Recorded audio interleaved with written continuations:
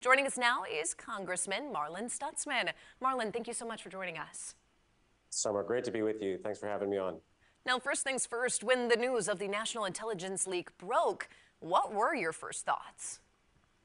Well, obviously, we want to always make sure that our servicemen and women are always safe and secure, that our communication is secure. And so this was obviously something that our Michael Waltz has admitted that was a mistake on his end, and he is addressing it. And with more information coming out, the administration is going to be working through that. But I believe that President Trump is going to have his hand on the wheel through all of this and making sure that conversations are safe and secure, and that we're executing the responsibilities of the United States government, and that we know President Trump is strong on national defense, and he's always going to keep this country safe. Now, your team mentioned to us that you were at the White House yesterday. Was there this sense of stress, urgency, calm, maybe nothing notable? What kind of was that feeling from other lawmakers and officials following the leak? It was pretty calm. I mean, it wasn't discussed a whole lot. In fact, a lot of information came out in the last 24 hours since we were at the White House. But what we actually talked about, or I spoke with the president about, was economic growth and how Indiana has been successful in making sure that our budgets are balanced, and that we're focusing on growing an economy and not over-regulating it. And also talked about why I ran again for this congressional seat is because of our debt and deficits and how it will affect our children. And so we're making sure that Indiana is continuing to be an example and a shining light to the rest of the country on how to run efficient government, and to be very aware of the importance of economic growth, and also the tariffs. It's going to have an effect on us in Indiana. Manufacturing, it's beneficial in most cases. Agriculture, it's going to be a little more volatile. But we all know, as I talked with farmers this past week, that President Trump has the farmers back. He's going to make sure deregulation happens.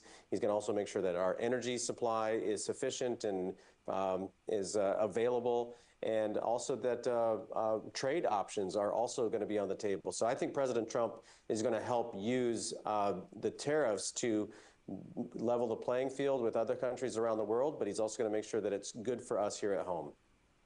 Now, on Tuesday, you tweeted this, saying that you trust President Trump's policy agenda, and that I'm going to restart that question for us.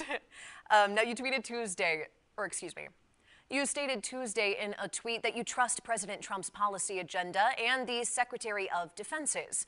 How does this communications mistake really impact your trust in the current administration, if at all?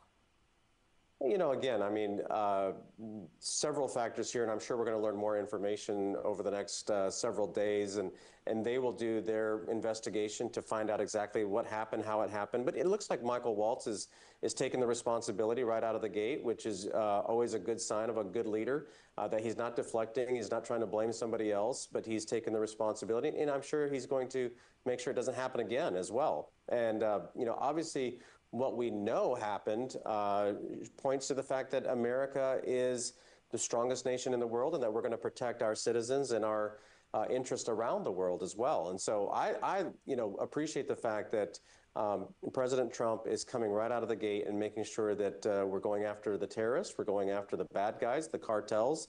And if anything, this should send a signal to those who are wanting to do harm to America that we have a team in Washington, D.C. that is going to make sure the American people are safe. And how do you think this issue makes the U.S. look to our allies and adversaries? Well, again, I think it's going to send a message that, if they got a little bit of insight on the conversation between our defense leaders here in Washington, D.C., that we've got our act together, and that the American military is the strongest, most efficient, and is going to defend this country in ways that other countries don't. Look at what President Trump has done between Russia and Ukraine. There is a peace deal that's there. He's negotiated that. Look what's happening in the Middle East. President Trump is again bringing peace to that region, and there's an opportunity with Syria as well to make sure that Syria leans towards the West rather than towards Middle Eastern terrorists like Iran. And so, again, I think that, this is an unfortunate event, but at the same time, I think it all gives us a little bit of insight that the president and the team here, they know how to make sure that America is strong and safe. And with that insight, do you know anything on what the administration's doing to improve defense communications? Well, I'm sure that there's already protocols in place, but this was obviously something that Michael Waltz has admitted was embarrassing, and that it happened, and he's not trying to deflect. But I think that we'll all learn a lesson from it to make sure we know who's on the line. And this is the thing too, Summer, is that Russians and the Chinese and countries around the world are always trying to leak into or spy onto American activities. So we always have to be on our guard and on our toes. And so obviously unfortunate error, but I know for a fact that President Trump, he has said over and over, and we know this for a fact, that President Trump is America first, and he is going to always keep our country safe. He is the strongest supporter of our military, strongest supporter of our law enforcement, and he's going to make sure that mistakes like this don't happen, and we're going to move forward, making sure that it doesn't happen again, and that the country is going to be safe, and we're going to continue his agenda. Now, former Transportation Secretary, Mayor of South Bend, and Navy veteran Pete Buttigieg went on CNN this week, insisting that Pete Hegseth be held accountable for this. Do you think he should be held accountable for the incident? Well, again, I think Michael Waltz has already said that he would, he's taken responsibility for it. So Pete Hegseth, I think, is going to be a strong Secretary of Defense. There's going to be conversations about this. There's going to be action taking place that needs to make sure it doesn't happen again. But again, let's look at the action that actually happened. There's an unfortunate error in conversations, but because what the action was behind that conversation actually is going to keep America safer today. Americans are safer today because of the actions taken by President Trump and his team. So I'm not that worried about it. I know that they'll fix this, and I know that they're going to make sure that America is the safest country as much as they can possibly provide through the strong defense that we have. Again, it's an unfortunate error, but I'm not that concerned that they're not going to fix it. And while accountability has been taken, do you think Congress needs to investigate this incident any further? I'm sure that Congress will look into it to find out what happened. But again, I think that President Trump will be the one to make sure that it's fixed even before Congress has the ability to take action. And a lot has come out over these last 2-3 days. What is your message to your constituents who might be concerned about the unknown effects of this mistake?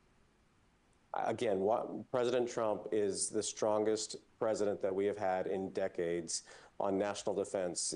There was no Putin in Crimea under President Trump's watch. Putin went into Ukraine under Joe Biden's watch. There's always been peace under a Trump administration, and the fact that President Trump has a record to stand on that, we'll see if there's any fallout, but I don't believe there will be. I think President Trump and his team are the strongest leaders that our military has had in decades again. And so I know that the media is obviously hoping they can find something to make of this story.